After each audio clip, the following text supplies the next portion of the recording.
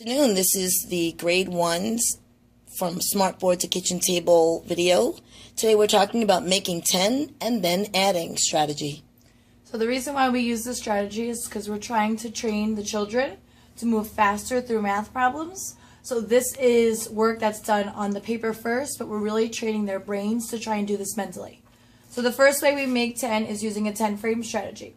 So the first step you do is to draw each add-in. So first is 8 plus 4. So after we draw our numbers, we want to make 10. So we start from the left, count to the right. 1, 2, 3, 4, 5, 6, 7, 8, 9, 10. There we have it. That's 10 circles. So we box them off so that we see that we've made 10. Now we get rid of this 8. We don't want the children to carry 8 anymore because now we want them to think in groups of 10. So now that we've made 10, how many are left? 2. 1, 2. So we put 2 over here. 10 plus 2 is, sometimes the children don't know, so we teach them to count on. Call themselves 10, 11, 12. Answer is 12. Now in the homework, we're still practicing our related facts and number bond strategy. These are strategies they should be carrying throughout the entire year. So I suggest that they use their new add-ins and number sentence to do the related facts and the number bond. So the first step is to put your numbers into the number bond. The whole, or the largest number, is 12, and the parts are 10 and 2. The bottom two numbers add together, and then we subtract from the top down.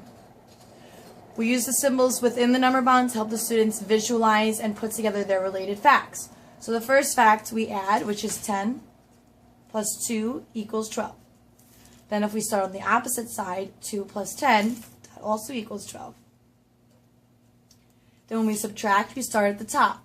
I tell the children, pick a side that you want to subtract from. So 12 minus 10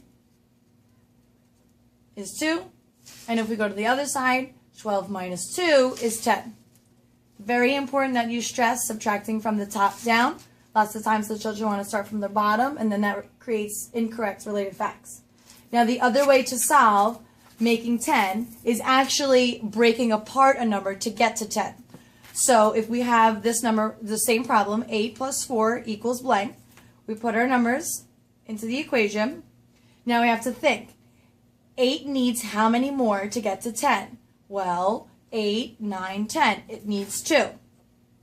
If we take 2 away from 4, 4 minus 2 is 2. You could also explain it to your child as 2 plus what gets to 4.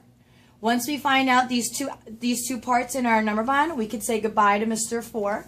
This way the children don't have to visually look at that number anymore. Now we circle the 2 parts that get us to 10. 8 and 2 makes 10. Plus how many left? 2. And that is 12. And they solve their related facts in the number bond the same way. It's important at home that you figure out which strategy, the making 10 or the making 10 with 10 frames or breaking apart to make 10.